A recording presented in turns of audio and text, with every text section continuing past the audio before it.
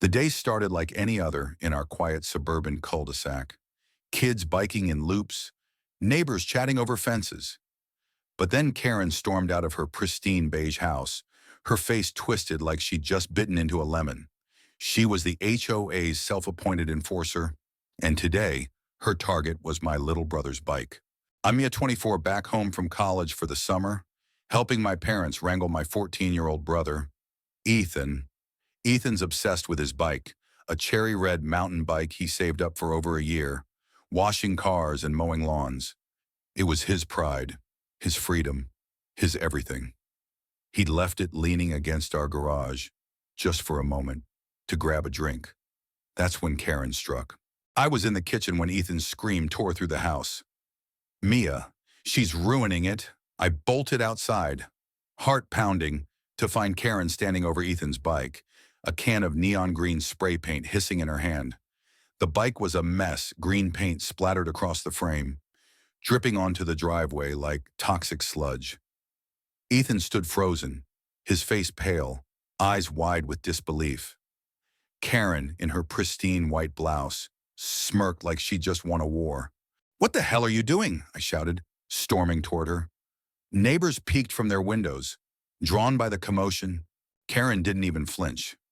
"This bike violates HOA rules," she said, her voice dripping with self-righteous glee.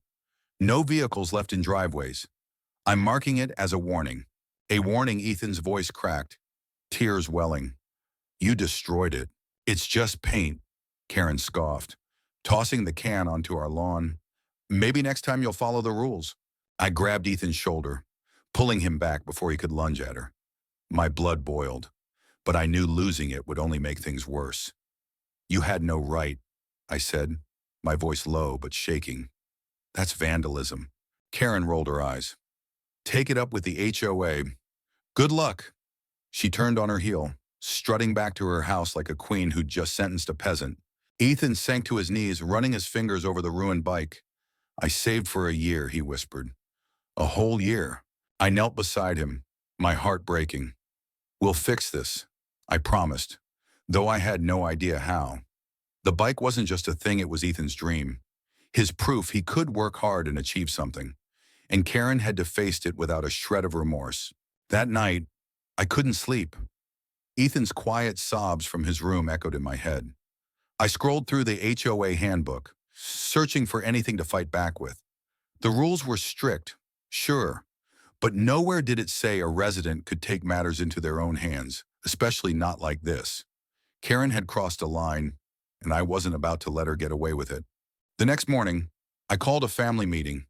Mom and Dad were furious but hesitant. "She's got the HOA board in her pocket," Dad warned.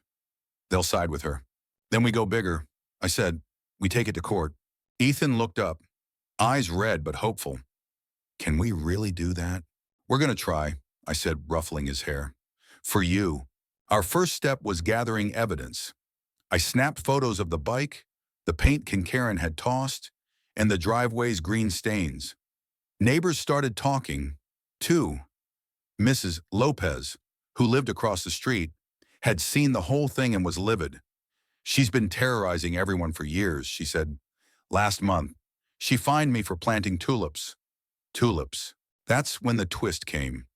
Mr. Carver, a quiet retiree who rarely left his house, knocked on our door. He was a former lawyer, with a soft voice but sharp eyes. "I've got something you might want," he said, holding up a USB drive. My security camera caught everything. We watched the footage together. There was Karen, clear as day, sneaking onto our property at dusk, shaking the spray can like a villain in a cartoon. She didn't just tag the bike, she sprayed it with glee, laughing to herself. It was chilling. Mr. Carver leaned back, folding his arms. "I've had enough of her nonsense. Let's take her down." With the video, we had a case. I contacted a lawyer friend from college, Sarah, who specialized in property disputes. She was all in. "This is textbook vandalism," she said. "And with the HOA's history of enabling her, we might even have a shot at punitive damages." The HOA meeting was our first battleground. Karen sat at the head of the table, her usual smug grin plastered on. The board, a group of her cronies, nodded along as she spun her story. Ethan's bike was an eyesore, and she'd acted to protect the neighborhood's aesthetic. I stood up, holding the USB drive like a grenade. Karen vandalized my brother's bike. I said, voice steady. We have proof. I played the footage on a projector. Gas rippled through the room as Karen's laughter filled the air. The board members shifted uncomfortably, their faces paling. Karen's grin faltered. That's edited, she snapped.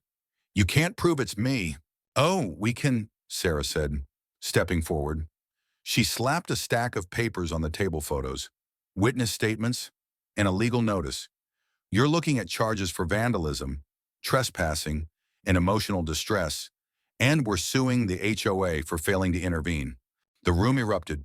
Neighbors shouted, some at Karen, others at the board. One woman, Mrs. Patel, stood up. She threatened to fine me for my son's basketball hoop. She's out of control. Another neighbor chimed in, then another. Karen's reign of terror was unraveling. The board tried to smooth things over, promising to review the matter, but we weren't waiting. Sarah filed the lawsuit the next day, naming Karen and the HOA as defendants. The news spread like wildfire. Local blogs picked it up, and someone even posted the security footage on X. The comments were brutal. HOA Karen strikes again. Getter Ethan, still heartbroken, found a spark of hope in the outrage. People are on our side, he said, scrolling through his phone. The court date loomed, and tensions skyrocketed. Karen doubled down, spreading lies that Ethan had provoked her by repeatedly breaking rules. She even tried to rally the neighborhood, knocking on doors with crocodile tears, claiming we were bullying her. But the tide had turned. Neighbors started sharing their own Karen stories: fines for unapproved mailboxes, threats over Halloween decorations. She'd alienated too many people. Then came the twist that changed everything. At a pre-trial meeting, a woman named Lisa, who just moved in, approached us. She was Karen's former assistant at the HOA and had kept meticulous records of Karen's abuses. She kept a ledger, Lisa whispered, handing me a notebook. Every fine, every threat, she documented it to brag to the board. The ledger was gold. Pages of petty infractions, inflated fines, and notes about teaching residents a lesson. One entry even mentioned Ethan's bike, red bike, and driveway eyesore. We'll handle personally. It was a confession in her own handwriting. In court, Sarah was a force. She presented the video, the ledger, and testimonies from 6 neighbors. Ethan took the stand, his voice trembling as he described saving for the bike, how it felt to see it ruined. It wasn't just paint. He said, it was my work, my dream. The courtroom was silent, the judge's face unreadable. Karen's defense was laughable. Her lawyer argued she was protecting property values, but the judge wasn't buying it. The ledger, the video, the witnesses, it was overwhelming. The gavel came down hard. Karen was found guilty of vandalism, trespassing, and emotional distress. The HOA was held liable for negligence. The total: a $90,000 fine, $10,000 for damages, $80,000 punitive to send a message. Karen was also ordered to repaint Ethan's bike to its original condition, at her expense. The courtroom buzzed as Karen sat stunned, her face crumpling. Ethan hugged me, tears streaming, but this time they were tears of relief. Outside, neighbors cheered, some filming for X. The bike was repainted by a professional shop, gleaming red again, better than ever. Ethan wrote it home, a grin splitting his face. But the story didn't end there. The HOA board was overhauled, with Mrs. Lopez and Mr. Carver taking seats. Karen moved away. Her house sold quietly. Some say she's still out there, terrorizing another neighborhood. But here, we were free. Ethan's bike became a symbol, a reminder that standing up to bullies, even ones with power, is worth it. I watched him ride, the wind in his hair, and felt a swell of pride. We'd fought, and we'd won. What do you think? Was justice served, or should Karen have faced more? Share your thoughts below.